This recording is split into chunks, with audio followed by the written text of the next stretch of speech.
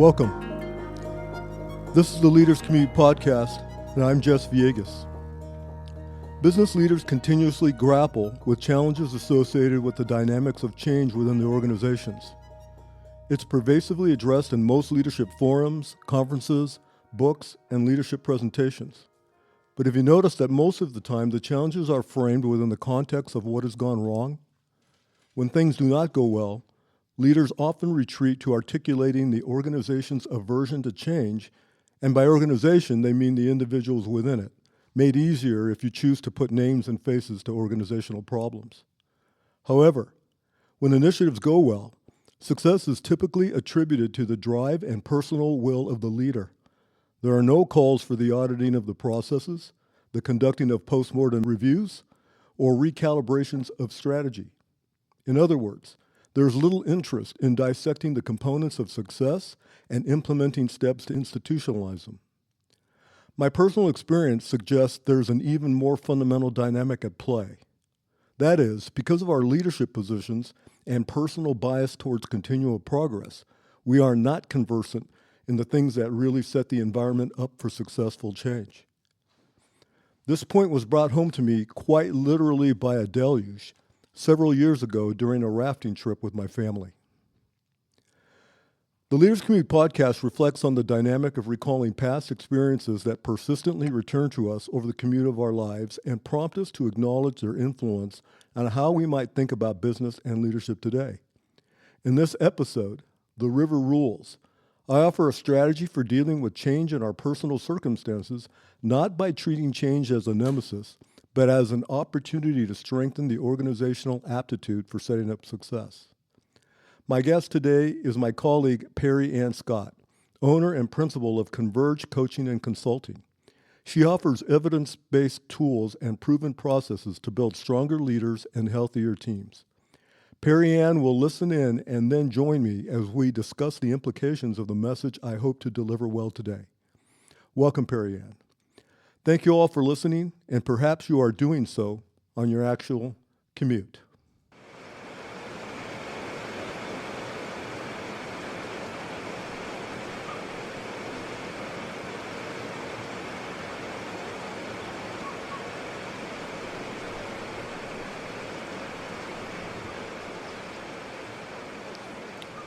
One of the enduring memories of my daughter Nicole as a young child was her splashing around in the bathtub, gleefully trying to coax her little brother Justin to join in the fun.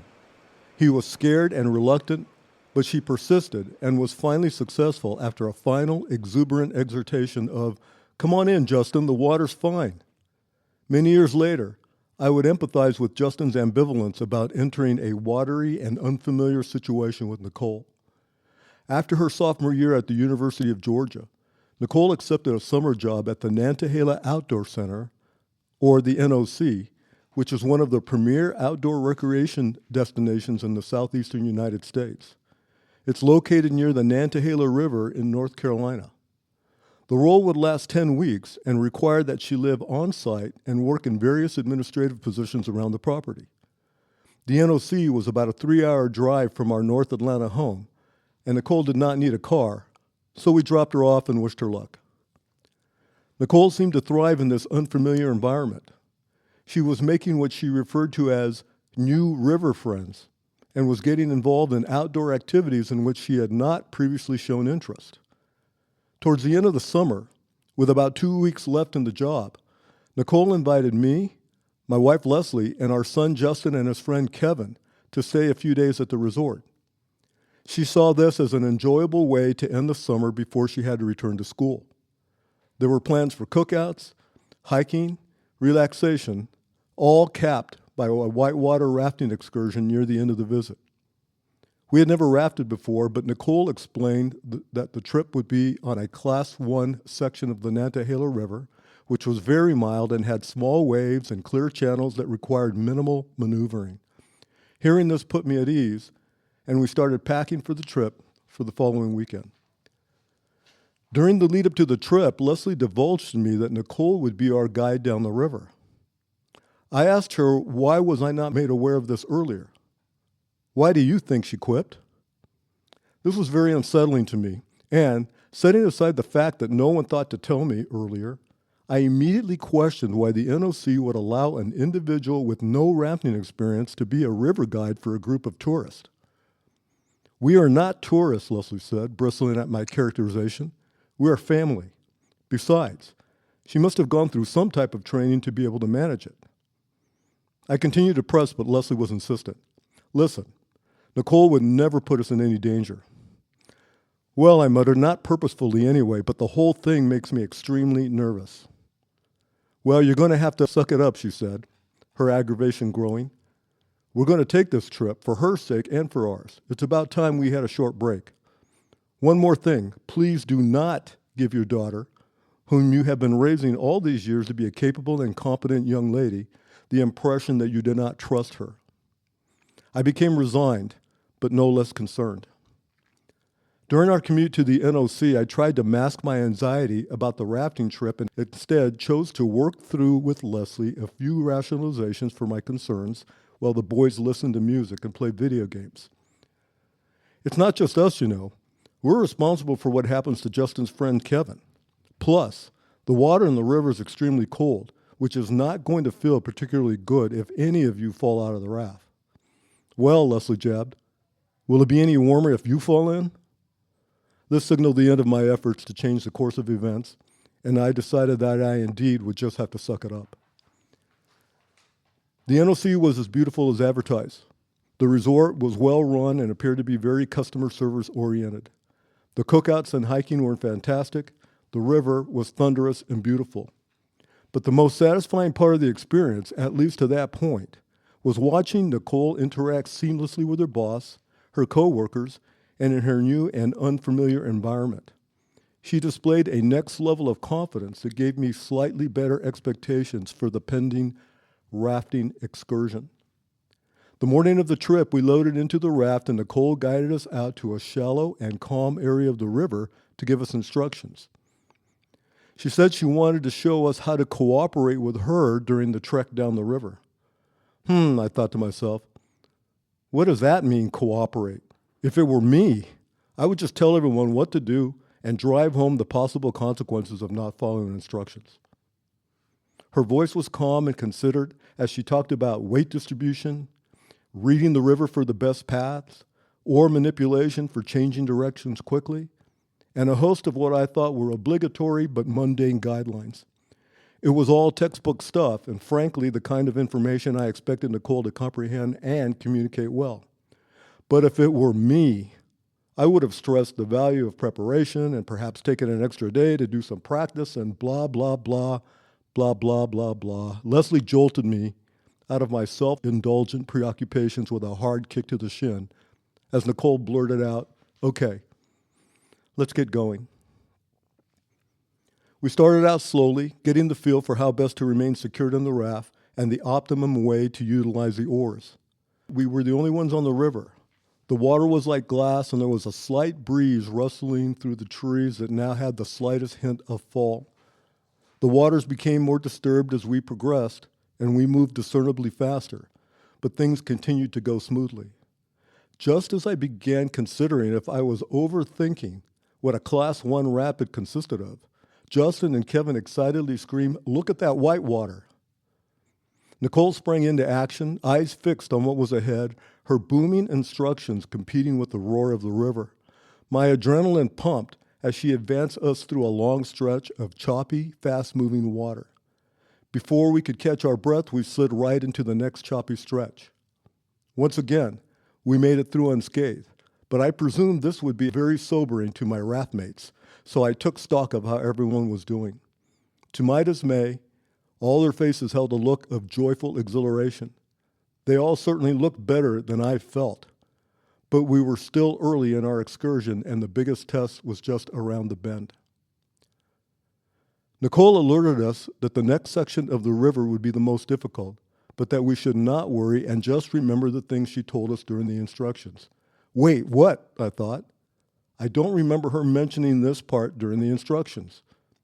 Just as we prepared to drop into the next churn of rapids, I made an executive decision to abandon my concern for the strapping young men in the raft and reach out to Leslie to keep her from falling out. Gulping and hissing much more dramatically than I'm sure was necessary, and with torrents of water pelting my face and obscuring my vision, I was frantic, trying to recall the most salient of the many instructions Nicole gave us at the start of the trip. Weight distribution? No. Oar manipulation? No. Reading the river? Absolutely no. The handle length of the oar? That's it. Now I remember what she said.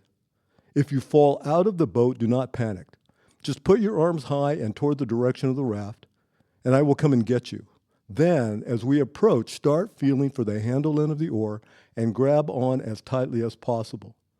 But if you cannot see the raft, thankfully I did not have to remember the details of that little nugget as I gripped firmly onto the handle end of the oar. I was relieved to be clinging to the side of the raft, though I had no idea how I would climb back in. Justin and Kevin were hoisting at me furiously when Nicole entered my blurry view, shouted out something unintelligible about where to place their hands, reached over the both of them, and in an instant, I was on my back in the raft, expelling water and trying to avoid Leslie's stern gaze.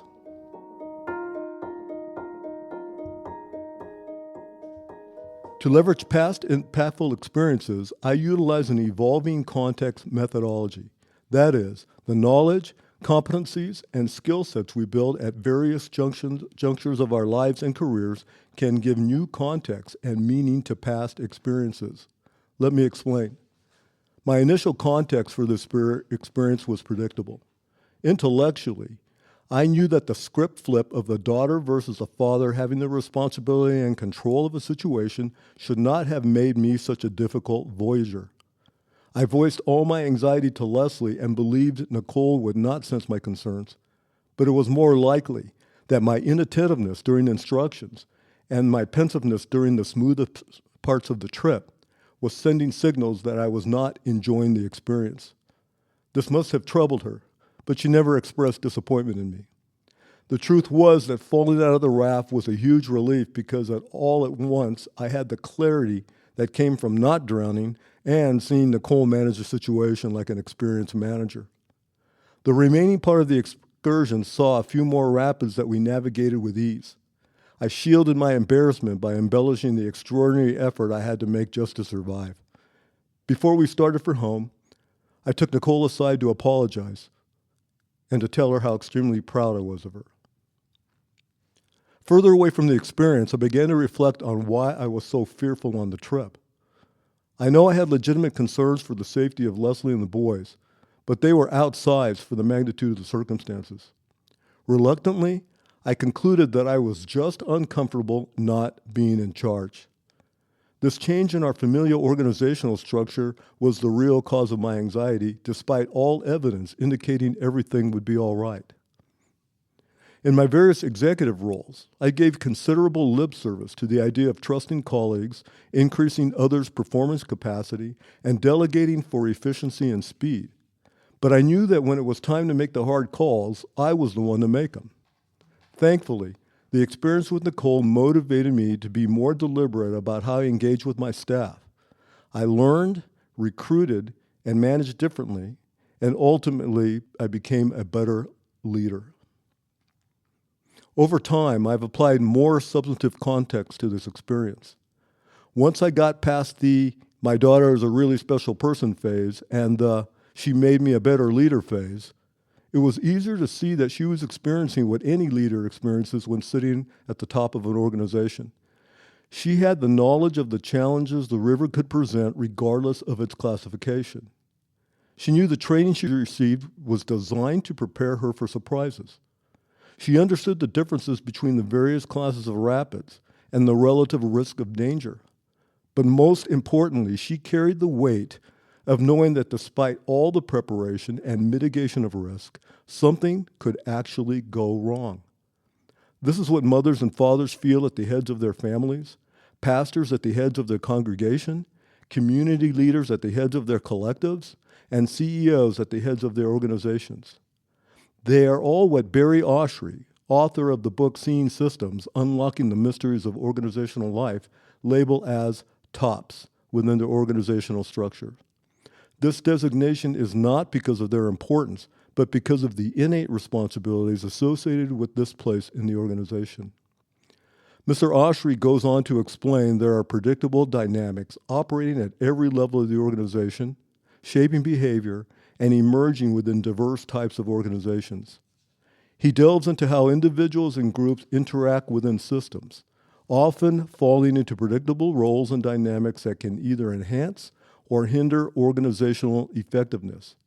He identifies those roles as tops, or those in senior positions, middles, which are managers caught between upper directives and operational realities, bottoms, or those with the least amount of authority, and customers, who are those outside the immediate organization who are affected by it.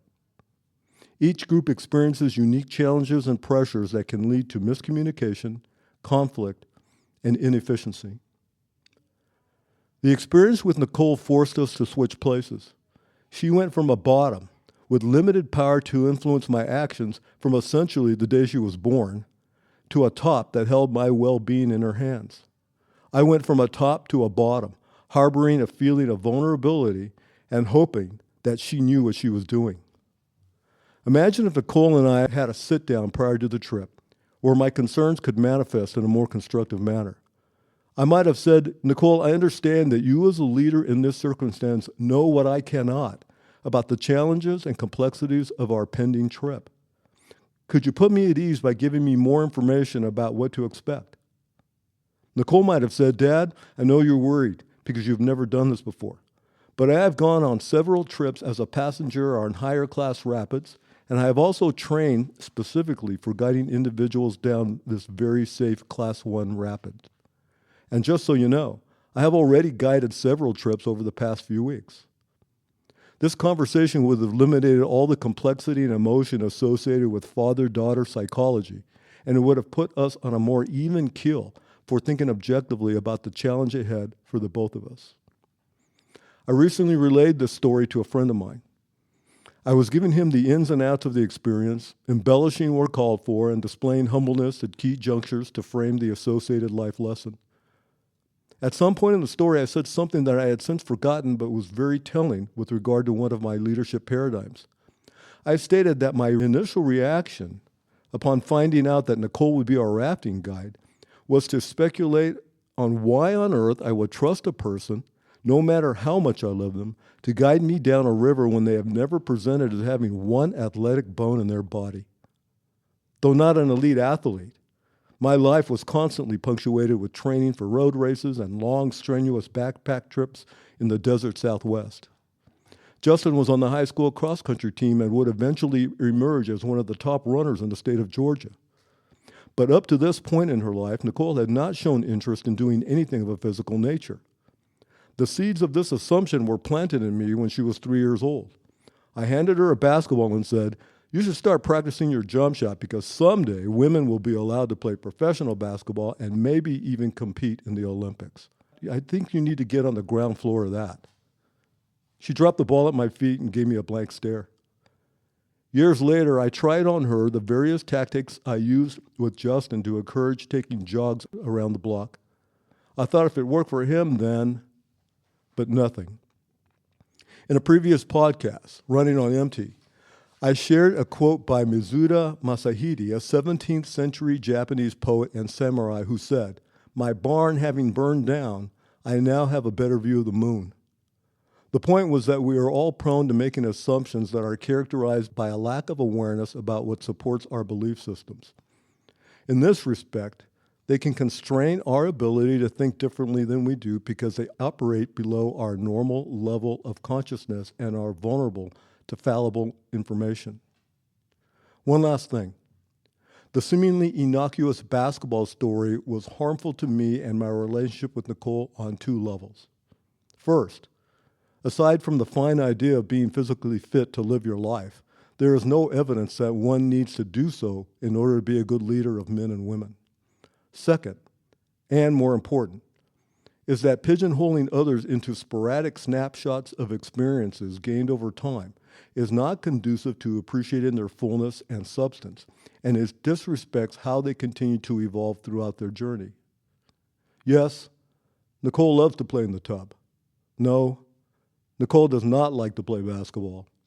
Yes, she can guide a raft down a Class 1 rapid. Oh, and there's a couple of more.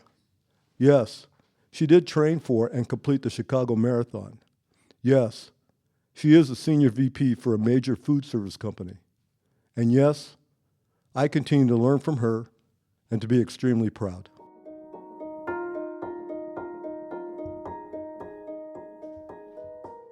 Well, thank you for listening to my story today. Now I would like to bring in Perry Ann Scott. I introduced her at the beginning of the podcast, and we became acquainted many years ago when we were working on I think it was a Meals on Wheels project or something along those lines. Perry went on to continue to do consulting in her area of specialty, and I went on to do mine. But we've maintained contact ever since, and it's really been a pleasure to stay in contact with her. So I'm going to welcome her in now. Welcome, Perry Ann. How are you doing today? I'm doing great. Thank you. Thank you for having me, Jess. Oh, God, fantastic! I'm glad you could join me. So maybe I'd like to start with maybe two questions. First one would be, how did you? Was there anything in the story that kind of resonated with you that maybe you can comment to? You can do that now or a little later. Mhm. But then the second thing I wanted you to think about was in your line of work. I know that you think pretty deeply about what it is that it takes for middle managers to be successful. Now, I didn't reference middle managers from the Barry Oshry book. I only talked about tops and bottoms, but middle managers play an extremely important role in reconciling sort of the demands of the top with the requirements of the bottom. So let me just open it up here and see if any of those things struck a chord with you. Yeah, well, thank you for sharing that story. I really enjoyed hearing it, and that NOC area is so beautiful. I love it up there. So I just enjoyed the kind of mental picture I had as you told the story of that area, and love hearing your daughter and her stepping into that, flipping the script. Wow, for sure, that leadership role. And really, what I thought was, I'd so love to talk to her and get her side Yeah. of the story. Mm, What was that like for her? mm, What kind of trepidation might she have felt? And it is such a unique challenge, especially with the parent-child relationship. But it's always a unique challenge when somebody is stepping into a leadership role and finds themselves leading people that were maybe previously had some kind of authority over them. More often, I think it's people who were peers. And suddenly they've got this leadership mantle. And yet is almost this sort of invisible boundary around kind of who you are. And so as a leader, you have to get uncomfortable and step outside of that boundary. And that's challenging. It's challenging more for some than others. It depends on personality type. mhm, mhm, But so I thought about it as you talked through kind of her perspective and wondering what was she thinking and feeling through all of that. And I thought about it from your perspective too. I could relate a little bit. It immediately brought a memory to me of flying commercially with my dad and him telling me, I really don't like to fly. I said, what? Because he was a pilot. He was an Air Force pilot. He had fought in two wars. What do you mean you don't like to fly? And he said, no, what I mean is I don't like to be the passenger. I want to be the pilot. And I was like, all right, that makes sense because he was never really afraid of anything. And so I feel like that really relates to the position that you were in that raft and mhm, not really wanting to be not in the position of authority. So those things came to mind right away as you were telling that story about her. But also sticking with the airplane theme, early in my career, I worked for the airlines and was on teams that designed training for flight attendant and pilot training. And, sometimes we would interview people, pilots, flight attendants who had been in emergency situations. And just every single time, I mean, really without fail, they would use this phrase when they describe being in that. And it is the training kicked in. The training kicked in. mhm, And that to me, it sounds like that's probably some of what happened for Nicole was she knew, she had the head knowledge. She had also done it before, so there's some muscle memory in that. And so she had, her confidence had to come from that. But then there's also the crucible of in the moment, everything else, all the extraneous details fade away. And in the moment of an emergency, or in this case, just something sort of tense, everything else fades away and you just do the right thing. And, for her, some muscle memory kicked in. I think what's interesting is that as leaders in organizations, it's usually less about muscle memory, but it's more about kind of values and knowing what is the right thing to do in the moment. And so you've got to lead well, you've got to know, what are my values? What is the right thing to do right now? And whether that might be in the moment, what's being threatened, it might be safety, might be integrity, it might be something operationally that's about to break down. And you know, using those values to animate what you do next, I think is really important. Yeah, I think you're right. One thing it's interesting when you really we're all sort of inherently self-centered, and I imagine that while I was stressing around my anxiety about what I would do, I had no regard at all about what Nicole was thinking. I mean, the thing is, I didn't elaborate on this too much, but it was clear by some of the statements in the podcast that the reason no one shared with me that she was going to take us down the river is because they knew exactly how I was going to react. Yeah. Which is a little embarrassing, right? I didn't realize I was showing those cards to everyone, Yep. and I'm thinking, well, gee, if my wife and my daughter think they need to keep information from me, I wonder what the people that report to me are thinking. Well, isn't that interesting? That's a whole separate podcast right there. So what do Yeah, people not want to tell the leader, and what does the leader then not know? right, What's right. the leader operating out of? Right, right. And that's one Um, of the things I did realize is that because now I recognize that if the people that care about me don't want to tell me something, then the people that care less about me probably really don't want to tell me something. So right. that was one of the take homes. The other thing is that I had to believe it wasn't helpful for me to reinforce the idea that maybe something could go wrong when I'm sure that was always also on her mind.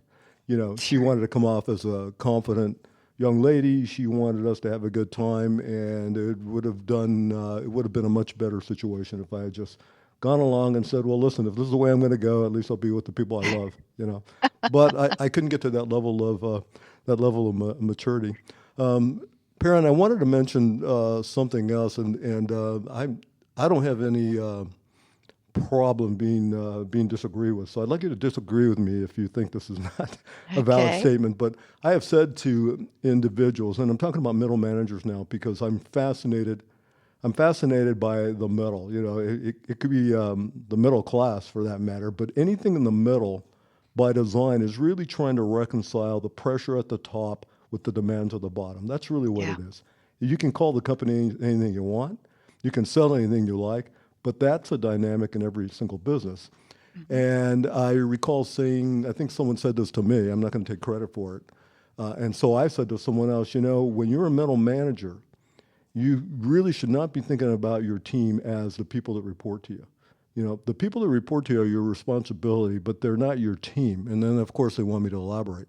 And I said, if you look at everything north and south, then of course you think of them as your team because you rely on them and you think they're your path to success for everything successful that has to happen above you. But the only people that can really empathize with middle managers are the people to their left and right. So I tell, and because they also have to deal with reconciling demands in their respective departments.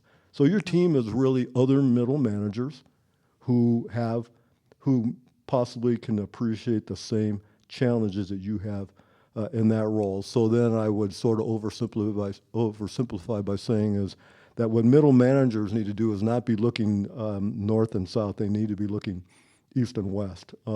So I don't know if that I've got a lot of traction on that. It seemed to work for the conversation I was having. But how might you respond to that characterization about what middle managers should be thinking about as far as their teams? Yeah, that's an interesting thought. And I think both perspectives are important. And I think they're different kinds of teams. And so I think that vertical team is really important. That middle manager is in a tough spot. There's a very hard job to take the directives and the vision from on high and communicate that well down. And I hate to say down because that sounds pejorative, but to the people who are going to get the job done with fidelity. And they are often caught in that kind of squeeze play between above and below. So there's a real challenge to that. And they've got to be able to enroll the hearts and the minds of all the people who are on the front lines doing the work.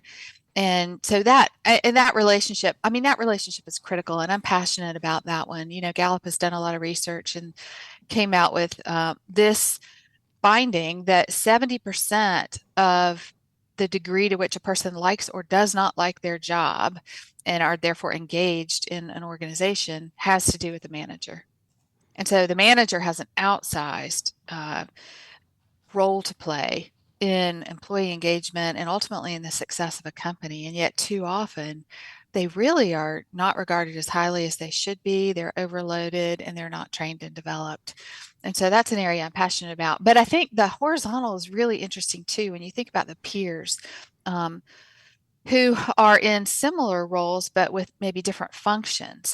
And I think those relationships are critical for one thing, because if you can have healthy relationships and lots of good communication across the horizontal like that, you can really um, do a lot of good towards alleviating the silo syndrome, where everybody's working in these independent silos, because that's really problematic. You end up with competing priorities in the different silos, and it's just unhealthy. You get this toxic kind of us them dynamic between departments and that kind of thing. And it's natural. Human nature takes us in that direction. But I think when those managers can have good horizontal relationships and support each other, I think that can just do a remarkable job towards creating a healthier culture.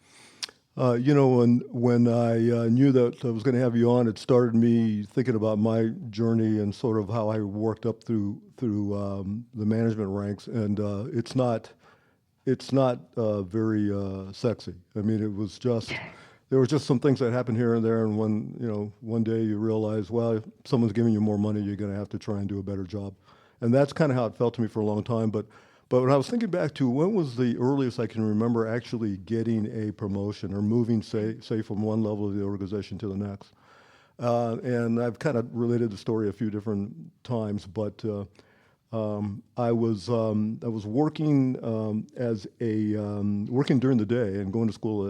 I'm sorry, working at night and going to school during the day. And I was working as a janitor, school janitor, cleaning classrooms and gymnasiums, and um, and did that for a couple of years. And while I was doing that, I thought it would be really important to be the only janitor in the world who could be seeking a literature and philosophy degree. And so I think I might have shared that with a CFO uncle at a picnic, and he tried not to laugh at me, and then he said, "Listen, you're going to get married soon. You need a real job, and you need to get a real education. So switch your major to accounting, and I'm going to give you a job at the company I'm at as an accounting clerk." I said, "Okay," and that was that. That's how committed I was to my path. And so he takes me to one of the divisions that reported. This is out in Los Angeles. It was a sign company, and he says, "All right, you're the accounting clerk here." And I said, "Well, I really don't know anything about accounting." He goes, "Oh, you'll figure it out. It's just a clerk job. Besides, this guy here is going to train you." And I said, "Okay." So I go to work the first day, and I get my bearings, and I talk to the trainer, and he says, "All right, here's what we're going to do tomorrow." He writes out a piece of paper, and I'm feeling good about that. Plus, I'm making a little bit more money than I was as a janitor. And the next day I show up and the guy's not is gone. He doesn't show up to do the training. So now I'm thinking, oh no, now what do I do? So I started reading through manuals and figuring things out. And someone says you got to get the payroll ready, and someone says you got to do the billing. And I did the billing, and I'll just jump to the punchline here. So I was supposed to send out an invoice for $10,000, but somehow I managed to send the invoice out for $100,000.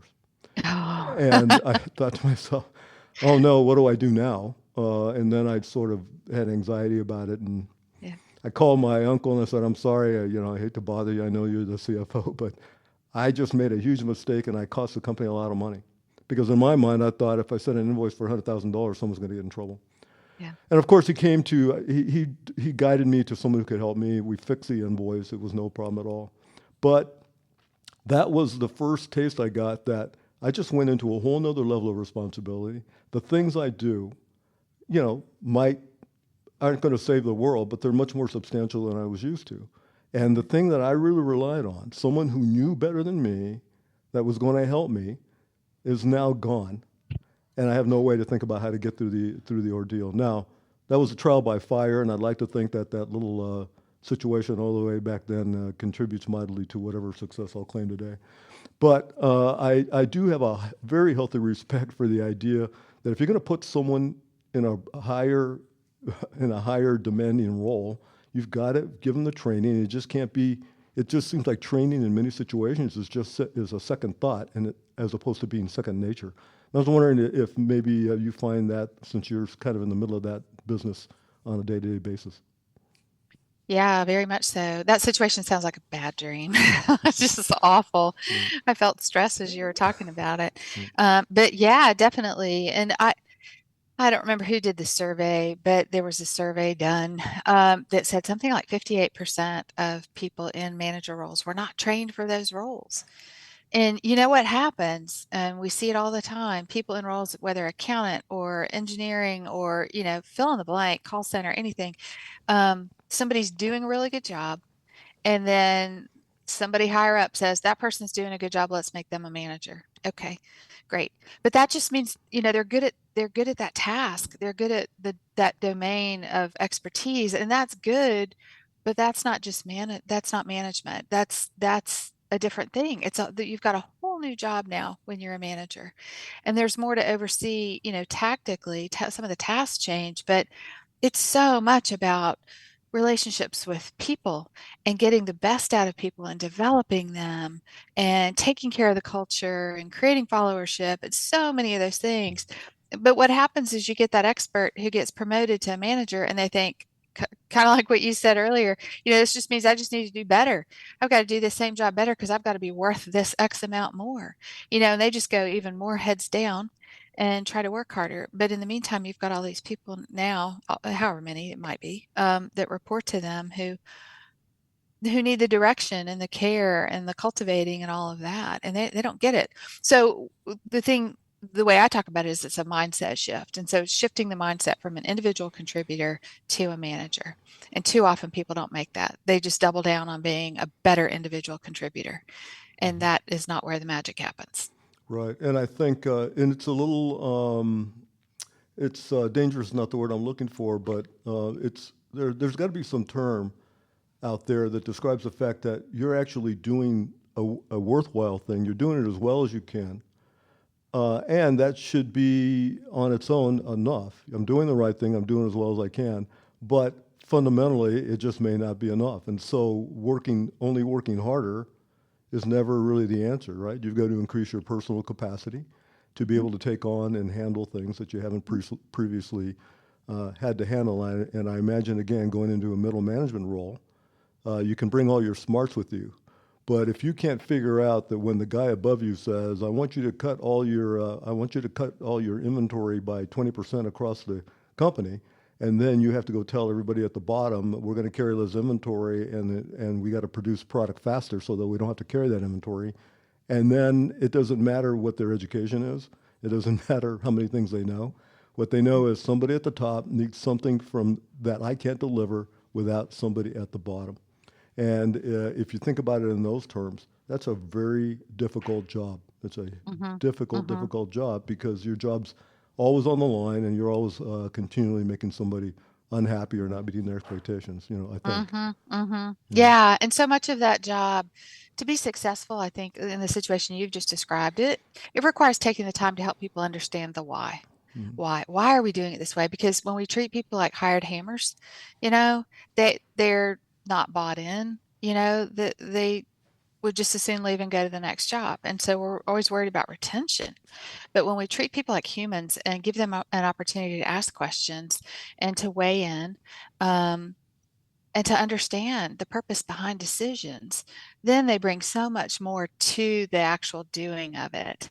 And that's a lot of times what is left behind. It's just a manager, can end up just barking orders and not creating an environment where people want to bring their heads and their hearts to work. Mhm. And that's what we want. That's what creates an engaged environment. Mhm. Let me ask you, Perry Ann, one of the things I've wondered about is oftentimes it's pretty clear, what the process is for deciding, even if you're really diligent for deciding whether you want to move something someone into the next role. Most companies are fairly mature enough to figure that thing out.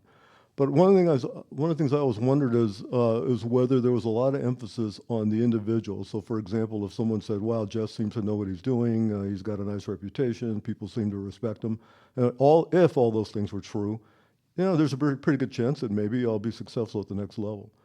But I wonder if the hiring entities do enough work to survey the landscape for the area that they're going to put that individual into. So it may be that on my own I'm a nice human being and I'll do a good job, but now I'll be asked to supervise in an environment that's unfamiliar, that's really unfamiliar to me. So the training can't just be here's how you handle your superiors and here's how you handle your direct reports. It also needs to consider whether, even without all those complications, I can actually operate in the environment in which I'm being placed. It's almost like whether the right, you've got this plant that you want to plant, do you have it sitting in the proper garden? I'm wondering if you think there's enough thought that goes into how the environment should be situated for the success of a potential new manager. Yeah, I think it depends upon the place. And in my experience, I think what I see is that organizations that are the healthiest are those that do pay attention to that kind of thing. And they will often do assessments that help to understand a person, to understand their motives and values. The closer you can align a person's motives and values to those of a particular job and a particular organizational culture, then the happier that person's going to be, and the more sustainable it'll be for them to remain in that job for a long time. And so, trying to really find that the linkage there, what's the right soil for this plant, to use your analogy. Certainly some companies do, and I work with some companies that do a good job of using assessments for that, and others don't, and I think it's more challenging in those places where they don't value that for various reasons. Maybe it's cost, maybe they simply don't understand it or haven't thought about doing that, giving thought to that before. It's an organizational maturity thing to some degree to Mm-hmm. be able to think through that kind of thing. Perry Ann, wanted to, if you don't mind, could you tell me just some of the things that you are doing at Converge Consulting? Hmm. Maybe Yeah. what you've done in the past, if you've got something in the future in the offing, or anything new that you're trying. I'm always fascinated by how people are trying to prepare individuals for the next level. Yeah, sure. Absolutely. Well, on the whole, what we do is really helping companies to develop healthier cultures by, making leaders stronger and better, helping them with their teams to create more cohesive teams. And all that, leads to reduction in turnover. Happier culture leads to better deliverables, better business results. And that's the game. For me, it's all about, I'm really just passionate about people having healthier, happier places to work because we do better work when we're in those kind of environments. I love the idea of people going home from work. Of course, many of us work from home now, but the workday comes to an end and you feel tired but not beat up, right? Like you've given your best and you have been able to deploy your talents and skills and abilities in a way that benefits others. And you feel good about that. And you feel good about the purpose of the work that you've done and the way you've contributed and good relationships with colleagues and all that. So tired, but not beat up. And that just means a lot to me because it affects people's families and personal lives and all of that. We spend so much time at work, and Mm-hmm. I think it should be healthy, good time, good time and fulfilling and gratifying and all that as much as possible. Um, so with that as a goal, what we do is provide, it can be assessments. We use DISC a lot, the Hogan. We do workshops for teams. We do coaching for anywhere from C-suite, down through middle management, and training courses, webinars, all those kind of things that just help companies to get healthier in terms of their culture and the abilities of their managers to really drive things forward. And so the manager piece, you talked about what's, anything that's coming in the future. And we have, for a number of years now, I've run a program called Launch, the Manager's Masterclass, and we run that twice a year. And so that's in the spring and the fall. So the fall is coming up. And that is a program that runs over 10 weeks. And we have cohorts, closed cohorts, where there's no more than 15 people per cohort. So you get to know your cohort members well. And in that, we teach self awareness, emotional intelligence. We do teach that mindset shift from individual contributor to a manager. So people can, stop being the bottleneck and really build the capability of the people that are working for them. We teach them how to be delegator, masterful delegators, and how to manage really well up and down those relationships vertically. But we also talk about the horizontal, like you mentioned, the importance of having those peers, and we talk about nurturing your sphere of influence. And so, who are the people that you need to have good relationships with, where you can help them and they can help you, inside and outside the company? Who are those key stakeholders? We talk about building cohesive teams. We learn coaching skills. We practice those coaching skills. It includes private coaching. It includes your DISC manager assessment. So it's a really robust learning experience. And we do that. So there's online content that they view each week on demand. And then we get together once a week on Zoom. We call them learning labs for an hour and a half. And there's the kind of built-in accountability where we talk about, so what are you learning? What did you say you were going to try last week at work? And how did that go? What do you need to work on more? What do you want to change? That kind of thing. So that's super helpful. And the exciting thing right now is that I've had the last couple of years now, most of the people coming through are being sent by their managers who themselves went through launch in years prior. So that's really exciting to me because they see the value in it. And I just, all this stuff is great. And too often what happens is it's shrunk down into like a 1-day program or something. And we can't take all this stuff in and absorb it and use it meaningfully. What happens is you take the class and you think, well, that was good, and I want to do some things differently, but you get back to work and most of it evaporates. And so this is meant to be kind of bite size over 10 weeks and really practicing, really talking about what we're learning. And it's powerful.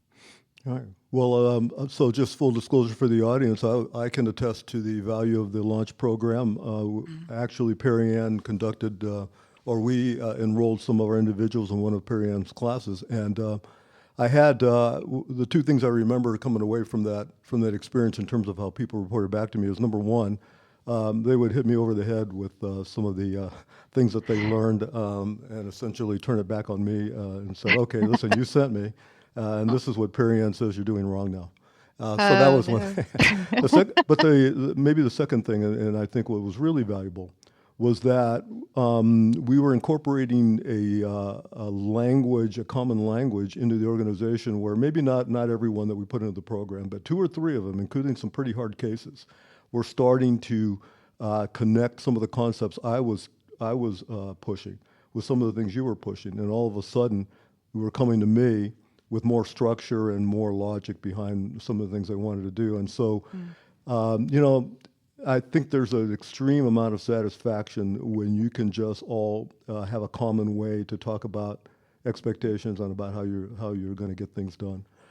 So, Perry Ann, I think we're close to the end here. I think before we sign off, what I'd like to do is, if you wouldn't mind, maybe let people know. First of all, if there's anything else you want to kind of get out there into the ether, now's your chance. But otherwise, I'd also like you to just let the audience know how they can find you and maybe put a little bit of time into the next launch program and anything else you'd like. And why don't you do that now? Yeah, thank you. Appreciate that. Right. So launch registration will be open August 28th, 2024, and that runs until September 4th. And then our opening session will be on September 17th, and that will run until I think it's November 17th or 20th, right before Thanksgiving. So would love to have folks. We've had people from construction, engineering, insurance, nonprofit, call center, all over the map. People in management, they learn so much from each other through the dialogue with each other. It's nice to not feel alone. Leadership can feel lonely, so it's kind of nice to have that a peer group. So would love to have people in that. You can get in touch with me. My initials are PAS, P as in Paul, but PAS at convergecoachconsult.com. www.convergecoachconsult.com. And that is our website is www.convergecoachconsult.com. You can find me on LinkedIn, Perry Ann Scott. And yeah, that should do it, I think. Yeah, that's great. Perion, this has been really nice. I love the mission. I think that the highest leverage fixes in an organization are generally going to come from that manager role because they just have to touch so much of the organization. I've appreciated it. Appreciate your time. Appreciated the work that you did for us a couple of years ago. Yeah, And I hope we can generate a little interest in your program because I think it's an excellent program. that sounds great. We'd love to have people. I think it is too. And Yeah. we appreciate you. All right. So thank you, Jess. I've enjoyed it. Thank you very much, Perianne. Well, thanks very much, Perianne. What I'd like to do with the audience now is to share the Acuity value proposition. We demystify the challenge of translating talent and resources into exceptional and sustainable organizational performance by surfacing actionable clarity and providing execution expertise in the areas of strategic design, financial management, operational excellence, and leadership development, so that leadership can confidently navigate their organizations towards next level performance. If you'd like to reach out to me, you can do so at area code 678-644-9311, and my email is jess@acuitybusiness.consulting. Thank you so much for joining us on the Leaders Commute podcast, which was produced by Business RadioX and brought to you from the Subaru of Gwinnett studio inside the Gas South Convention Center in Duluth, Georgia. I would like to thank our producers, Mike Salmon and Dan Braverman, for their work on this podcast and the magnificent work they're doing to promote business in Gwinnett County. You can catch a new episode every month here on Business Radio X, or you can find us on iTunes, Spotify, iHeartRadio, or wherever you enjoy your favorite podcasts. Until next time, I am Jess Villegas, and you've been listening to the Leaders Commute podcast on Business Radio X.